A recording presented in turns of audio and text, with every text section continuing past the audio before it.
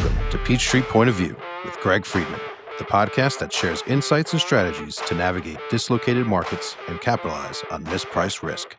Welcome back to another episode of Peachtree Point of View. And today I'm joined with three guests, Tom Noonan and Katy Zamesnik, who's with the Austin Convention Center, as well as John Shalace, who's part of the Peachtree Group development team. So I'm very fortunate to have them. And thank you for joining us today. Recently, we opened up an office here in Austin. We're invested in the community here in Austin because we do own several assets, both on the credit side and the equity side. And we're working on developing a new hotel project in this market. John, I'll turn it over to you to maybe start out the conversation. Thanks, Greg. And Tom and Katy, appreciate you taking the time and your partnership as well. You know, I'll start with when you step back and really think about the long-term trajectory of Austin, specifically around the convention center. How do you think about that over the next decade and what that looks like for Austin? Yeah, and I can start, Tom, and you can jump in. So just real quickly, I'm Katy Zamesnik. I'm the Interim Director of the Convention Center. And then Tom Noonan is the President and CEO of Visit Austin, who is kind of the marketing arm for the city of Austin. So he does a lot of the sales for the Convention Center itself. And so we are undertaking, obviously, a very ambitious redevelopment and expansion of the Convention Center itself. So we have torn down the existing facility and are growing it about 70% bigger than it was. And so, looking at the next 10 years, I think we're really betting big. We see a really high demand in Austin for the convention and meeting space, and we're building to kind of meet that demand. And the building that we're building here in Austin is going to hopefully get us to the next, 30, 40 years, where the way that we are building the new building will actually allow us to build a second facility as well on our same site that will add additional 140,000 square feet. So bringing us, right now we're about the 61st largest convention center in the country, even though Austin's the 13th largest city in the country. And with even the second edition, we'll jump up somewhere into the 20s. So our first one will get us up into 35. And then once we get the second edition, we'll be up in the 20s. And so really positioning us to really be competitive in the event space in the country, and just really position us to be able to take on all of the new demand that is really wanted to be here and meet in Austin. So, I mean, it sounds like some of the key decisions that led to y'all doing this expansion is really just to be more competitive with other cities, given the fact that, the convention center it sounds like it was undersized. Is that a correct way to sort of look at it, or was there other factors that drove the decision to expand? I will tell you that whenever Katy and I received leads for the convention center, we used to throw half of them away because we were either sold out or too small. So, we're not just a regional destination. We're a major American brand now and a major American destination, and we just didn't have the building that was coincided with that or our hotel package downtown. And if you think about the next 10 years, it's the convention center expansion, but it's also the airport expansion. We're adding 32 gates to our airport. So from a demand generation, this new building is letting us plan further in the future. We were used to getting leads inside of 3.5 years and working on filling our building. Now we're booking things between 2030 and 2040, which is allowing us to have kind of a longer pathway in terms of building a base of business for our city years and years out. And so it's a great opportunity, but we finally have the building that's going to match our destination. Tom, it's interesting how you just described that. What has been the traditional group profile for the convention center in Austin, and then I would imagine there's some type of substantial change as to what that profile looks like after the reopening here in a few years.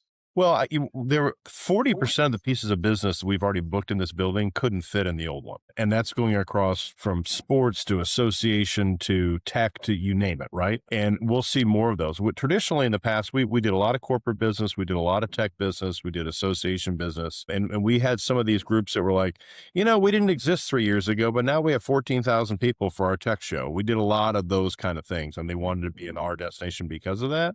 But now we're seeing people that are saying we've got to be in this destination, in this market, and we've got a couple groups that have booked us for 4 years between 2030 and 2040 that never would have fit here, that are in the right seasons for us to have that business. So we're seeing growth in all of our markets. But I think what Katy and I and somewhat are really excited about is we're seeing those bookings, but now the corporate window is just starting to reopen for us. And that's going to help us in our earlier years as we open this building as well, because we have strong demand from that market. The other really exciting thing that this new building is going to afford us the opportunity is kind of the ability to layer business that we didn't get the chance to before. Our building, as Tom mentioned, was just too small, and we have groups that would rent out, 3/4 of the building, and that means you couldn't have two buildings in the group at they're in there at the same time. And now we're going to be able to reduce our dark days, so we can have a group moving in or have two groups at the same time that maybe we're the same size of one group that we had in the old convention center, and that's just more money for Austin. That's more economic impact, and so we're really excited about that opportunity as well.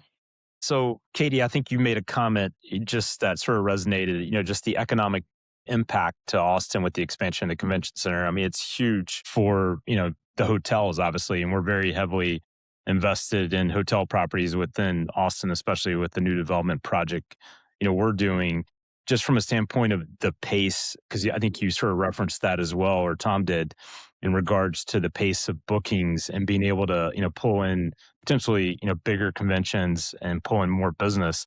Is there any, do you have any data or anything pointing to how it's looking? Because the convention center, I believe, is opening at the end of 2028. Do you have anything for 2029, 2030 as it relates to, past years on bookings? Yeah, so we're deliberately keeping 2029 a little bit light just so that we can get our feet wet in the building. Obviously, South by will be our first big event. We're going to host probably some smaller events and before that, just to really get a feel for the building, start trying to break things, make sure it's all good to go for South by, and then we've got some bookings that will go toward the end of the year, and then 2030 is really where we're starting to ramp up and then getting a little bit further on. And I think Tom can probably speak kind of to that pace that we have going. But we do have, I believe, 78 groups that are booked tentative or definitively between 2029 and 2039. And several, I think Tom mentioned, several of those are a multi-year already, so that they've already just made that multi-year commitment to the center without ever having actually toured an existing building. We've got 23 committed pieces of business, 24 they're telling us they're verbal definite, so they're just going through the process that they want, that we're the selection. So we know that's great. Then we've got a bunch of other tentatives we're working on. And, Yeah. and again, we haven't even opened, we just started opening the corporate funnel, which is going to help us a lot as well. It's curious. You talk about all this demand that's occurring in the marketplace. How important is new hotel inventory to support this demand as you think about the reopening of the convention center and what that means for just success of those groups in particular? I think one of the great things that Austin offers any convention planner is you come into this new building, which is going to not only be great in terms of its space, but art and outdoor spaces that surround that building and dropping into a park setting. But then you also have a really robust hotel package around the convention center. And every time we add more rooms near the building, it just makes our hotel package even better. You're not running shuttle buses here in Austin. That's not a necessity. And any kind of brand you need, we have. And if you need larger blocks, we have those. If you have, a need for a Four Seasons, if you need a Residence Inn kind of product, it's there as well. But I think that one of the things that we've seen in the last 12 years is more than doubling our hotel package downtown, and we still have other product that's coming into downtown, which is great. Yeah, and I think with the train station, that's gonna, we'll have a station right outside our front door. And so eventually, once that goes to the airport, having hotels that are right near the convention center, and then so you're coming from the airport, you take the train in and you drop off and you are right there next to your hotel, which you think about when you go to Denver, and that's not necessarily the case. I've been going there a lot recently for some reason. And well, I think that's going to be a huge advantage for the hotels and being right around the convention center. Definitely. So there's going to be effectively transportation straight from the airport to basically to the Absolutely. convention center. Yeah. Absolutely. Yeah, that's got to be a huge advantage, especially when you're competing with other cities. When you see just from a standpoint of when you have South by Southwest or you have some of these other large events in Austin, I mean, how do you see that impacting just the market from a lodging or hotel perspective? Obviously, hotels are selling out, but pricing is moving around. Has that ever been a factor just with pricing pressure upwards on hotel rooms, or what are you all seeing from your perspective? Yeah, I think compression during South by, F1, ACL, I think those are probably our top three compression and creating events in the hotels in downtown for sure. Tom, do you know what 20, 30% increase for South by, if not higher for that? I will just say whenever we have these events, and the great thing is we have a series of them, but it's also, when you look at Austin as a destination, it's not just the convention market. That's a big part of it. It's not just the festival market. It's, when UT has home football games now, it's Southeast Conference, and they're coming in for 3 days, not a day. And so we have all these events that are driving demand. Even when the new arena that's on UT campus has a major, like we have 4 George Strait shows going on, and that's going to bring 65,000 people in town, and 65% of them are outside of the Austin market, which means they're Texas or they're outside the state of Texas, and they drive room nights. So we're blessed that we're a great tourism destination. We're a great music destination. We're a great convention destination. We do all these festivals, and that is really what's driving this rate increase and this occupancy increase across our marketplace, which is a really huge advantage for us. Is there one, like, just out of curiosity, is there one market that you see that you're pulling demand from? Like, is there one market you're constantly competing against, I guess, to win convention business? Our major competitors are obviously those in the state of Texas, New Orleans, Denver, Nashville, Nashville. Tennessee, sometimes San Diego. And, and those are all great destinations. And we're definitely, that's the area we should be competing in. That's the realm we should be competing in. We have some inherited advantages, our location in the country, just Austin's topography and what a beautiful city it is, and our culinary, our music, and all these other factors that the meeting planners are looking for. I think about when we look at our destination and where we're going to be come 2030, and airport expansion's done, or getting really close to being done. The center's done. Rainy Street's been redone. You have the convention center sitting next to a park next to the Waterloo Trail. You have 6th Street redone. You have new hotels coming to the destination. We have 2 new arenas that are going to be built. AEG's building a 4,000 seat concert arena. UT's going to build another 6,500 seat arena that's going to be for volleyball, but also will have concert business. So when you think about this destination, the center is our centerpiece of it. But when you think about how we're building our destination, we're building our destination across the board. We're redoing it. So we're kind of becoming the next hot destination in America again. And with the expanded convention center too, we're going to be looking at other markets like Seattle and Denver, who both just completed their own convention center expansions, and perhaps Boston as well. And so kind of some of those larger convention centers that we've not been able to compete with before necessarily. And so we'll be bigger than our old competitors. And then we're looking towards some new ones as well, just to kind of start taking some of their business. And they're all very scared because nobody's done this. We're first in the market. When I'm out in the marketplace, is the building still going? Is it still? Yeah, it's still going. Yeah. Katy and Tom, you both touched on across this conversation a lot of great demand factors that are really driving the need for incremental hotel supply and consequential hotel demand. I'd be curious before we wrap up, what are 1 or 2 things from each of you that, as you talk about this great growth story, that maybe aren't publicized as much, or be just interesting things for people listening and to learn more about either the convention center redevelopment, or maybe Tom, from your seat, a more macro city lens, that are really great growth stories? From the convention center side, and it's probably a little bit less of a tangible benefit, but this convention center is not going to be a typical convention center, right? When we tore it down, we got the opportunity to really rethink it. We've reconstructed our streetscape. It has almost $18 million worth of art in it.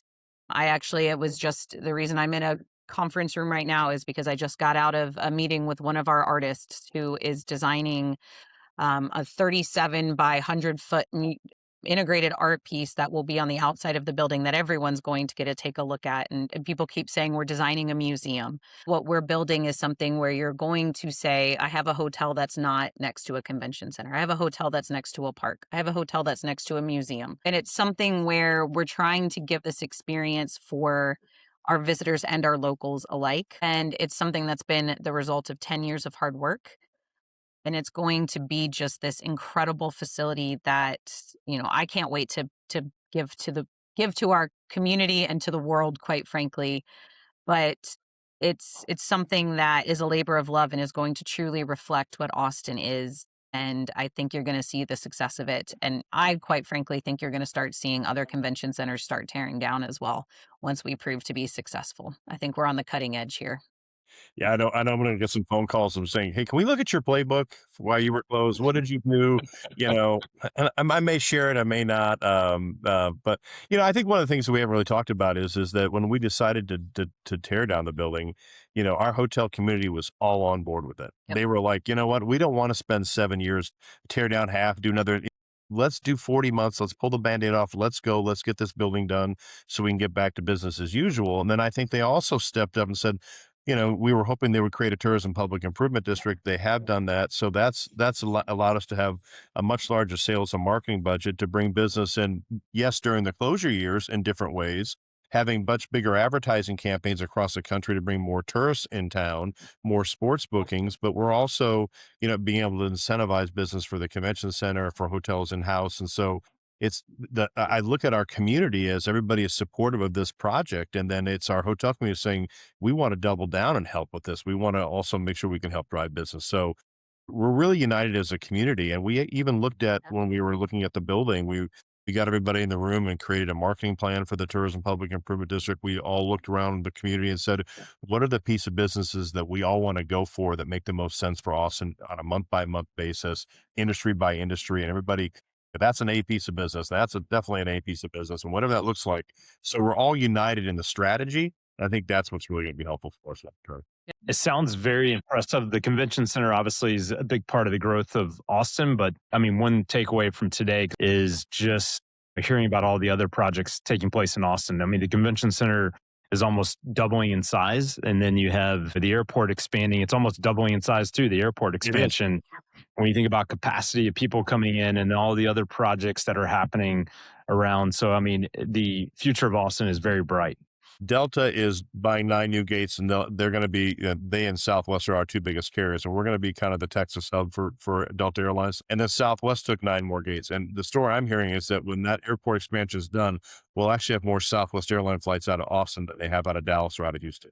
That's incredible. And I mean, to me, Austin already has relatively good, reach. If you're flying into Austin, you can come in from so many different cities, but it sounds like you're going to get better your ability to get into Austin and the capacity. So, I mean, to me, that's a big driver for obviously the convention center, but, more importantly at least for us, more importantly for the hotels that we're invested in and developing. So we're, super bullish about the future of Austin. So really, really appreciate your time. And we look forward to seeing the convention center completed. So thank you for all you're doing, Katy and Tom. So thank you for joining John and me today. Absolutely. Our pleasure. Thanks for having us. That's it for this episode of Peachtree Point of View. If you found value in the conversation, hit subscribe and share it with your network. For more insights, visit us at peachtreegroup.com. And until next time, keep crushing it.